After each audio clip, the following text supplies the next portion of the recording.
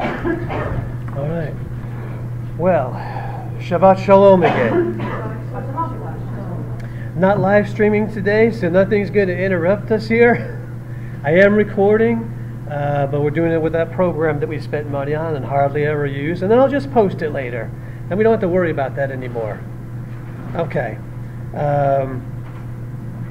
You know, there are different times of year when we struggle with holidays. Sometimes we look at like the first century and we see what looks like a conflict, maybe of when the Passover is supposed to be, because you see, you know, Yeshua is celebrating a Seder one day, and then it seems like they're preparing for the Passover the next day, and what's going on there, and there are other issues that pop up from time to time because people were living by different calendars.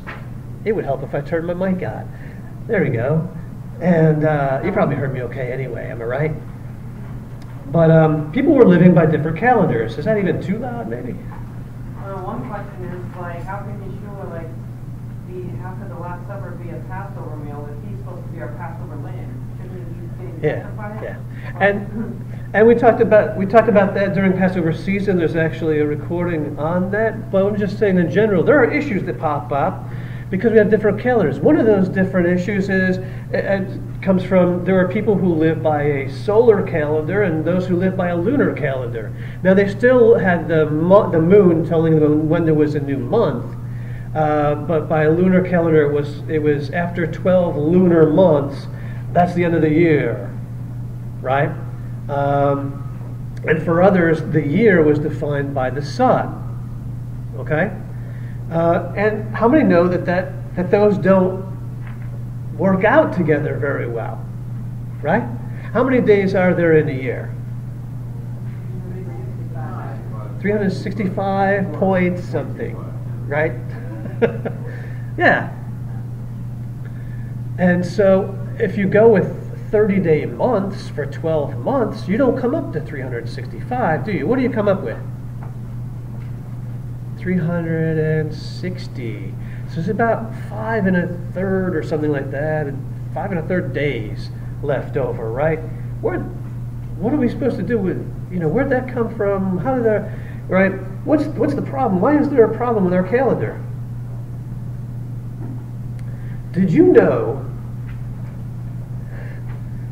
that the Earth is slowing down? Did you know that the solar year used to be 365 days? Did you know that? Raise your hand if you knew that. Yeah, that's good.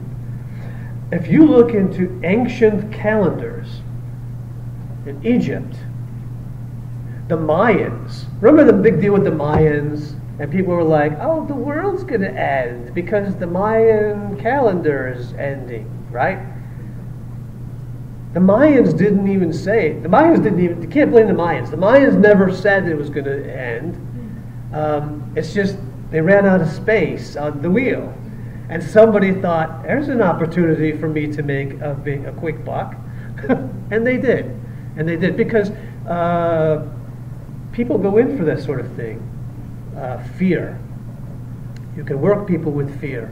The late great planet Earth sounds familiar to anyone in the room. Anyway, and there are a lot of other things that have been done with fear. 88 reasons the Lord will return in 1988 and this sort of thing.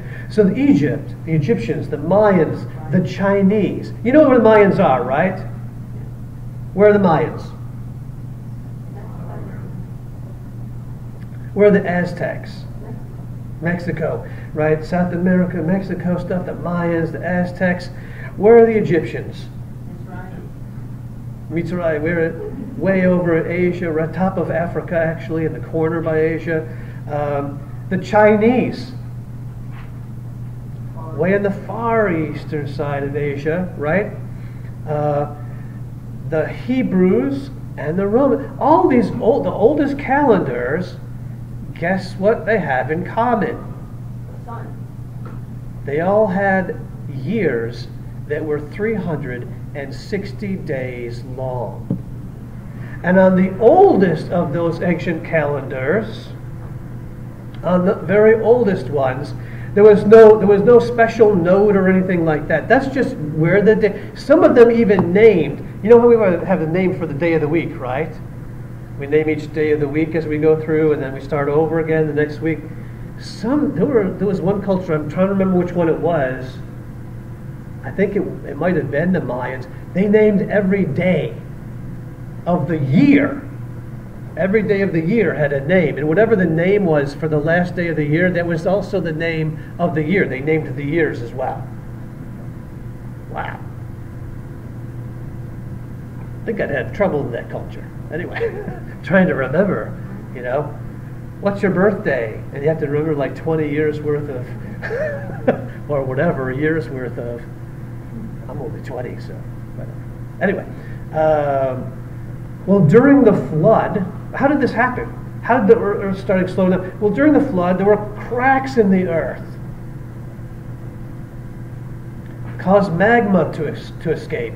And the earth, and one of the things that it did, is it caused the earth to actually shrink by about 180 miles.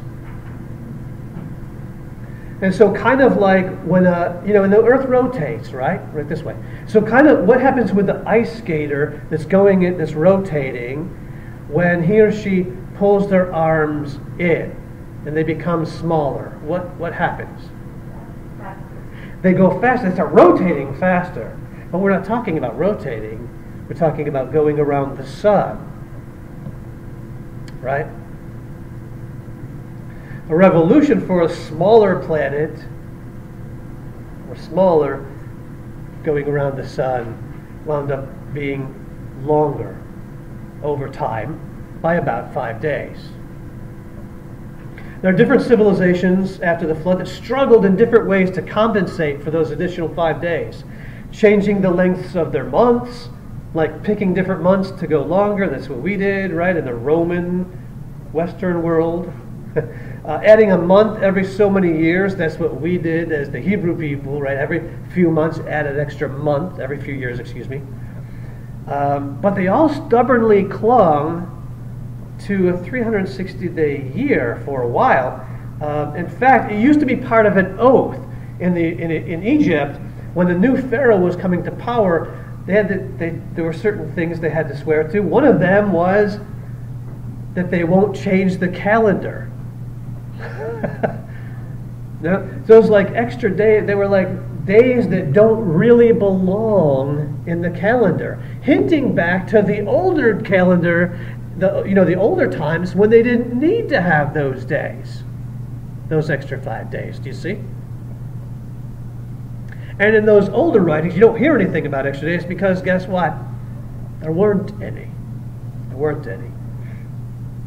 Because of change over time.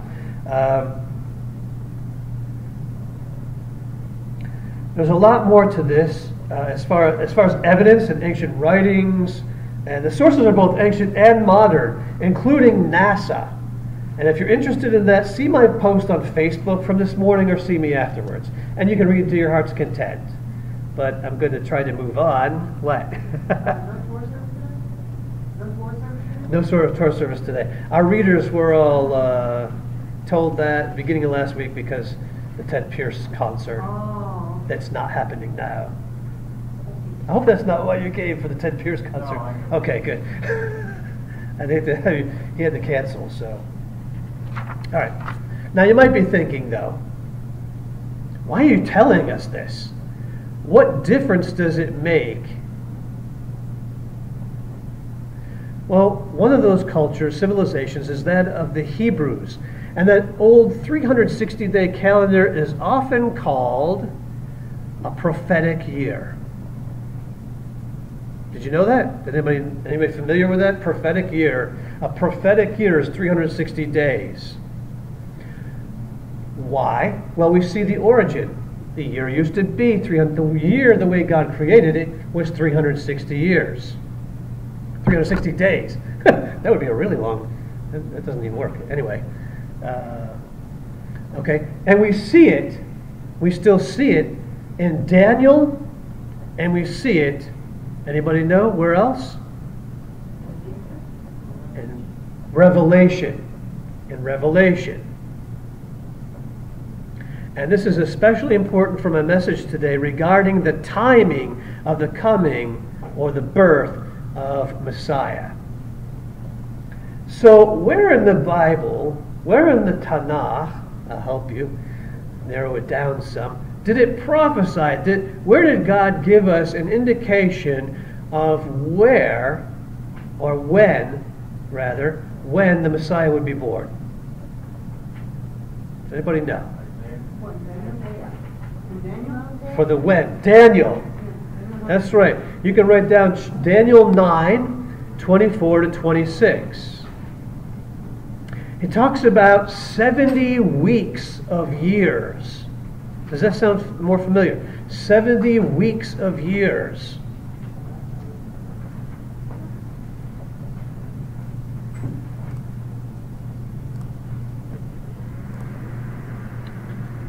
Pause for a moment.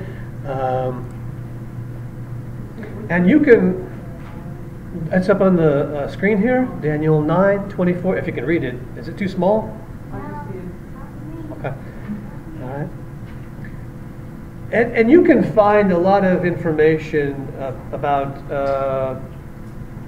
prophecies from the Tanakh that deal with the Messiah from a great book called The Search for Messiah by Mark Eastman and Chuck Smith. I think I put a note up there for you. And he talks about 70 weeks of years. And it says, that prophecy says that the clock will start after the decree to rebuild Jerusalem. Okay? So when is this written? We're in exile, right? Temple's been destroyed. Jerusalem flattened. Temple destroyed. We're in exile, and then that's when this prophecy comes. All right? It's a prophecy about 70 weeks. And it says that there's going to be a decree to rebuild Jerusalem. And that's when the clock will start for these 70 weeks of years. When I say weeks of years, what do I mean? Groups of 7 years. Right? After 69 of these weeks of years, the Messiah will be cut off, it says. Do you understand? After 70 weeks of years, Daniel, long before Yeshua came, said that the Messiah will be cut off. What does cut off mean? That he'll be killed. He'll be killed. So, the first of Nisan, or Aviv, 445 BC, Artaxerxes makes the decree. You can read about it in Nehemiah chapter 2.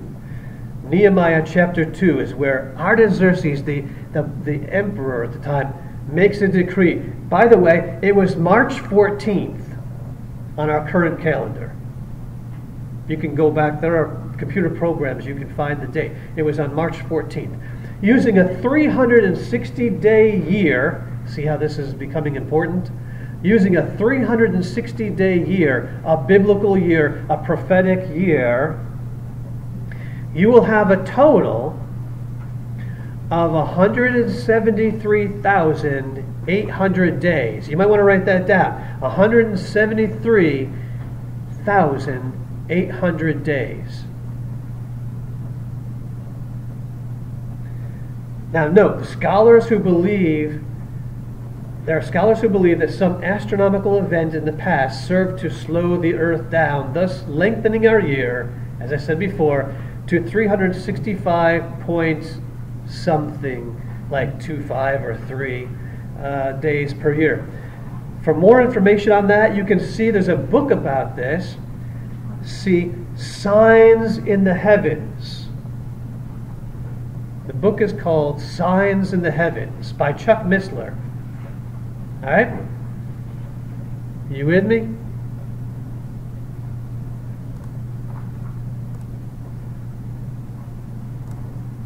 Are you bored yet? So there's 173,000. 800 days, right? Now, if we add 173,800 days to the day of that decree, which was March 14th in 445 BC. Shabbat Shalom. Do you know where we wind up? If we add 173,800 days to March 14th in 445 BC, that tells us when the Messiah is supposed to be cut off via Daniel, the Hebrew prophet. You will land on April 6, AD 32. Are you starting to catch the significance of this? That is 476 years times 365 days, with 116 extra days for leap years and 24 additional days. You can see me later for those. I think I wrote them up there, actually. But the point is, Daniel told us exactly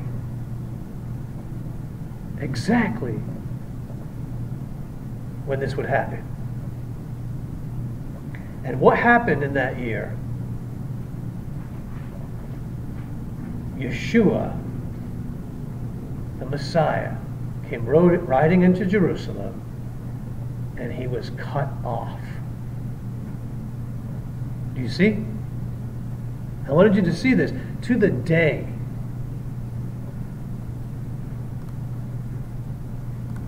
Okay. Now, do you think this is just, does anybody here think maybe this is just some Christian idea? Jewish people never thought about that. Anybody think that in the room? It's okay. You can be yeah. So the ancient rabbis, maybe you were already reading, the ancient rabbis made these same calculations, the same ones. Let me give you a couple examples. Rabbi Judah, I put him on there, the primary rabbi in compiling the Talmud. He was the primary rabbi compiling the Talmud. He died about 217. So this is even after Yeshua. This rabbi, referring to Daniel's 70 weeks, referred to it by saying, these times were over long ago. See, his calculations in 217, he knew that the time for the Messiah's coming was already over long ago. Are you with me? You can read about that in the Babylonian Talmud, Sanhedrin 98b and 97a. I think I put it up there. Yeah. So did you catch that? The writer of the Talmud, the primary compiler of the Talmud, said that the time for the coming and cutting off of the Messiah had come and gone. Would it be easy for him to align that with Jesus at that point?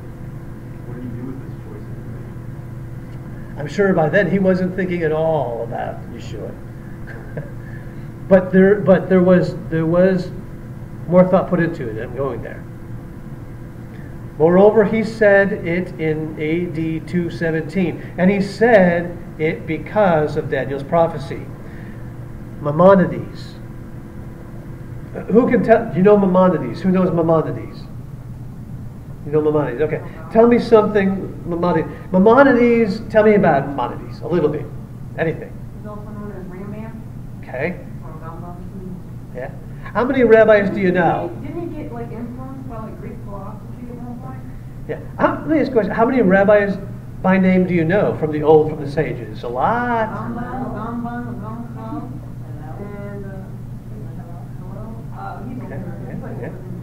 So a handful, or something, right? But in your handful, you know Maimonides. He's one of the greatest rabbis of all time. Considered one of the greatest rabbis of all time. He lived in the 12th century, and he said about Daniel's 70 weeks, you ready? the wise, and he was referring to the rabbis, of course, because he, right? The wise rabbis have barred the calculation of the days of Messiah's coming, so that the untutored populace will not be led astray when they see that the end times have already come, but there is no sign of the Messiah. Maimonides said that.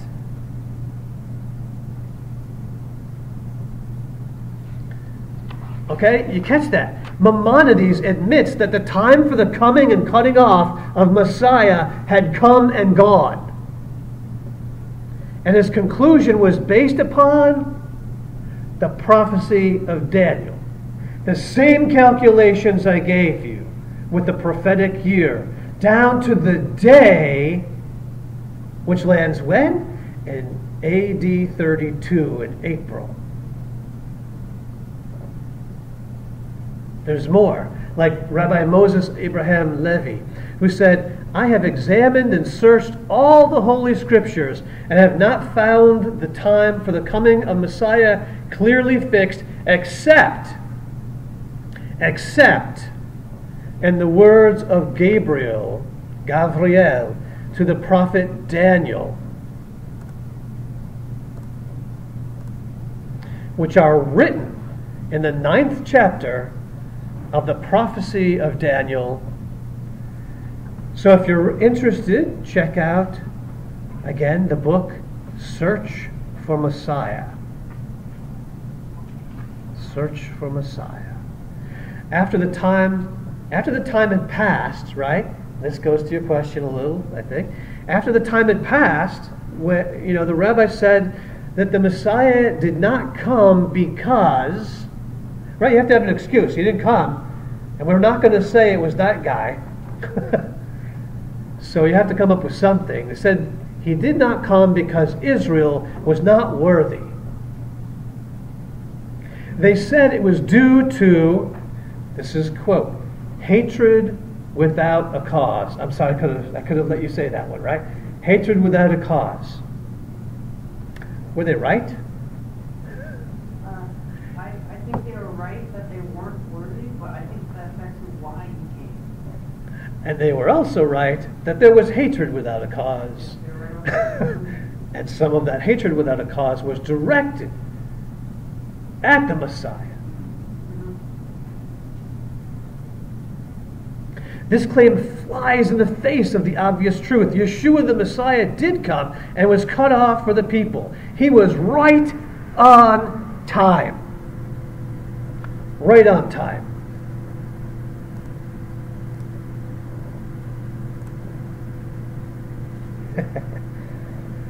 So why is this important? Why is this important? What did Gabriel tell Daniel about this timeline? Why is the Messiah to be cut off from his people? Does anyone know what the Daniel text says about why the Messiah is to be cut off from his people? It's very important. Very important. Anybody? If you're dealing with Jewish people, this is you have to think, this is amazing. Do you think this is amazing? Down to the day, he's telling us when when the Messiah was going to come, from hundreds and hundreds of years earlier, when he would come and be cut off. Precisely. And it tells us also why. The text says, I'm quoting, to make an end of sin. Let that sink in. The Messiah came and was cut off to make an end of sin. And it says also to make reconciliation for your iniquity. To make reconciliation for your iniquity. Who's Daniel writing to? And it says also to bring in everlasting righteousness. Daniel said this, and he said when it would happen. Not vaguely either.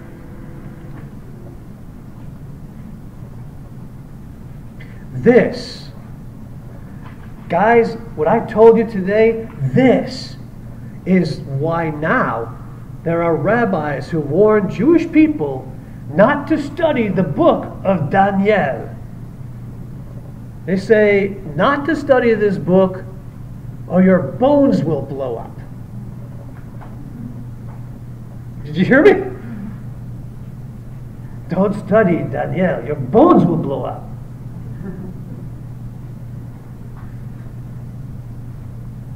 One of the people who came to Messiah, one of the rabbis that came to Messiah, I think it was the 1800s, late 1700s? No, 1800s. Huh?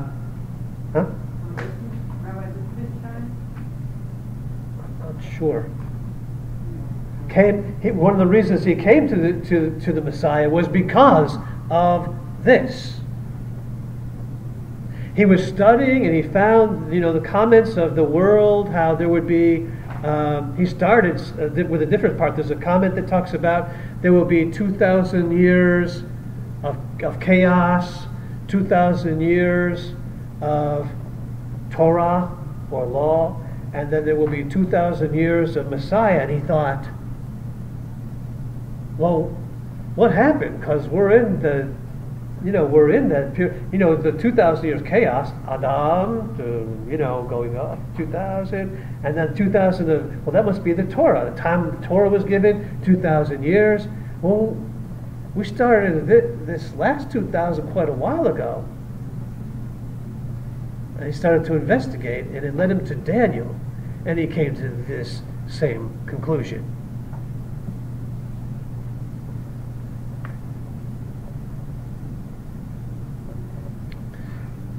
What do you think? Is this pretty... I couldn't find any way around this. Not honestly. Right? You get, like I say, you get in a debate. If you're in a debate mode, then you can't admit you're wrong. Then you have to find some kind of a way out of it, right? But if I had to, and I tried to do something like that, I wouldn't be being honest with myself. And I have no need to, or no wish to, because I know the truth. I hope that this will sink in and solidify your faith. I also hope that it will sink in and you can share it with others. Hopefully, Jewish people, right? But anybody, really. We want everybody to accept Messiah, right? It's just a little tougher. Jewish people, and so, this is good. You can use this if you do it right. I will send you my notes. I don't care if it will help you. Did you understand what I said, though, through this short lesson? You get where I'm going. I know maybe we're here the whole time or something, but yeah. Well, I could have talked one day, but I was reminded about recently. I was learning from someone called Rabbi Shrim, and he explains that there was a bunch of targums that were made of the different prophets and stuff. However, he did not make a targum of the prophet Daniel because it reveals the time of the Messiah. Yeah. Want to avoid that at any cost. And there's a reason for that. There's a reason for that. It's not a good reason from our point of view. From a perspective of someone wanting to find the truth, it's not a good reason. From the perspective of someone that knows the truth about it, it's not a good reason. What kind of what's going on there? What's going on there, would you say? How would you? Well, it's sort of a protectionism, right? It can't be him. Whatever the cost, it can't be him. Do you see? There's a tradition in Judaism that the Messiah will be the person that they least expect. It's like the person we least expect, except for Yeshua. It can't be Yeshua, but the person we least expect. Not Yeah. Yeshua. So just to sum up, going back in the largest of possible ways, and I'm wrapping up with this. Are you amazed? Do you hear what I said? I'm wrapping up with this. God said through Daniel when the Messiah would come, down to the day, which was in 32 AD in April. Let me ask you a question. Since God is the one who said this through Daniel, is it true? Does God lie? Did he?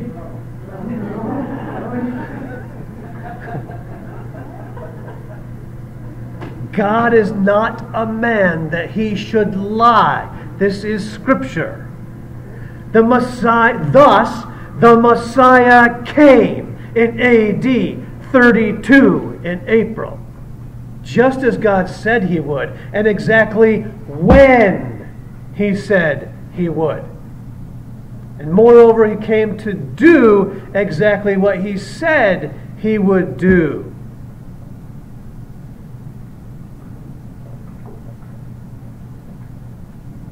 And this is where Batman's hanging over the boiling oil, because we're going to talk about that next week. Next week. For now, know that the Scriptures are true, that God doesn't lie. And this amazing Scripture, written hundreds and hundreds of years before Yeshua came into the world, said he would come exactly when he said he would come, and that he would do exactly what he said he would do. You got some hints here in Daniel, though, right? To make an end of sin, to make reconciliation for your iniquity, to bring in everlasting righteousness. Now let's eat and enjoy this glorious Shabbat together. Shabbat Shalom.